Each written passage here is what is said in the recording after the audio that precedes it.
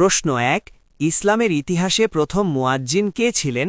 ক হজরত আবু বকর রাদিয়াল্লাহু তাআলা আনহু, খ হজরত বিলাল রাদিয়াল্লাহু তাআলা আনহু, গ হজরত ওমর রাদিয়াল্লাহু তাআলা আনহু।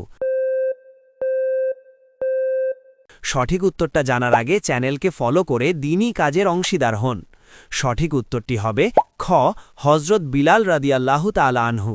হজরত বিলাল রাদিয়াল্লাহু তাআলা আনহুয়ের আজান শুনে সাহাবীদের চোখে পানি চলে আসত। প্রশ্ন ২ পবিত্র কাবা শরীফের গায়ে লাগানো কালো পাথরটির নাম কি? ক হাজরে সানি, খ হাজরে আসওয়াদ, গ হাজরে আবরার। সঠিক উত্তরটি হবে খ হাজরে আসওয়াদ। হাদিস অনুযায়ী এই পাথরটি যখন জান্নাত থেকে আনা হয়েছিল তখন তা দুধের চেয়েও সাদা ছিল। আপনি যদি সত্যি ইসলামকে ভালোবাসেন তাহলে লাইক করে কমেন্টে লিখুন আই লাভ ইসলাম। প্রশ্ন ৩ পবিত্র কোরআনের সবচেয়ে দীর্ঘতম বা বড় সূরা কোনটি? ক সূরা আল ইমরান, খ সূরা আল মাইদা, গ সূরা আল বাকারা। উত্তরটি জানার আগে ভিডিওটি শেয়ার করুন।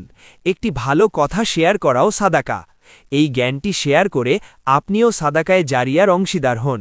আপনার হয়তো একটি শেয়ার হাজারো মানুষকে সঠিক পথে আনবে। সঠিক উত্তরটি হবে গ সূরা আল বাকারা।